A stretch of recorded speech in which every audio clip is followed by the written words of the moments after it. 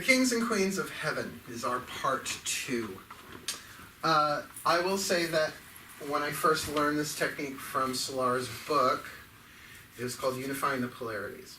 And very, very powerful process. I did it, if not every day, then rather often, week after week after week after week. And I met and married my first husband as a result. This is some pretty powerful stuff. It starts with the truth that we are all one, yes?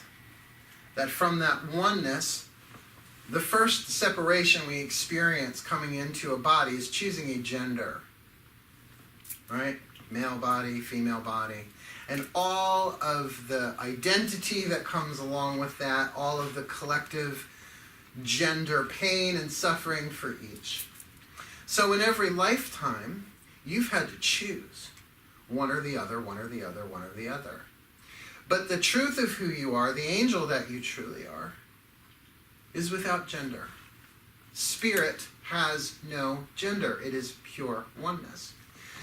But there is a level of consciousness, a level of the spiritual hierarchy called the Starry King or Queen of Heaven, which you could say is God, Goddess, divine yin, divine yang, the primordial archetypal templates of masculine and feminine, which I had to go look up on the computer because I knew the names, I just know which was which, I forget.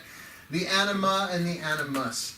The idea being that Carl Jung put forth, forever Jung, was that if you are incarnate, well, he wouldn't use these words, but if you're a man, then you have within you the divine, the feminine, the inner female. That part rotates back because he acknowledged we have both of them within us. And that if you're a woman, your masculine energy archetype rotates back. Still this idea of separation. So what this process does is heals our individual inner males and inner females, evolving them. Now, I'm going to teach you the technique.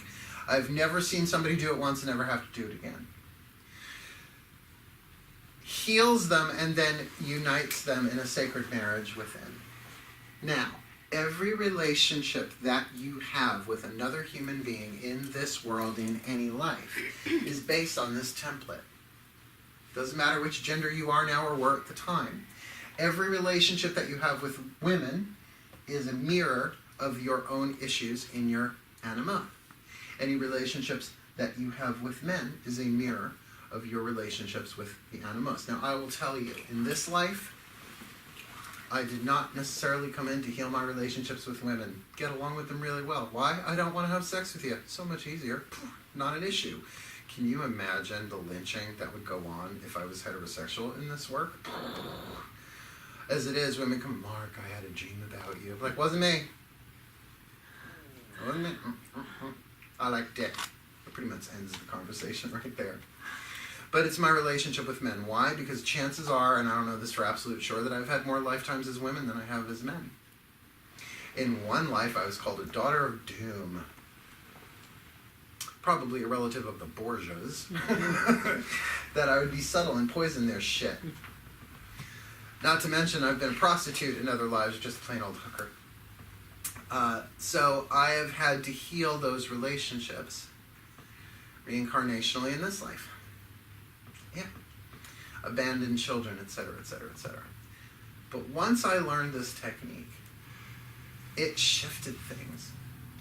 Because I knew that though I may hunger for a man, that what I'm really hungering for is my own divine masculine energy. Now I can know that intellectually, that doesn't necessarily stop me from wanting it. But that if I take the time and reconnect with my King of Heaven, the King of Heaven, not King of Earth, Queen of Heaven, not Queen of Earth, then I am given a reminder of my own essential wholeness that keeps me out of codependence. And because they're reminding me, I will say this.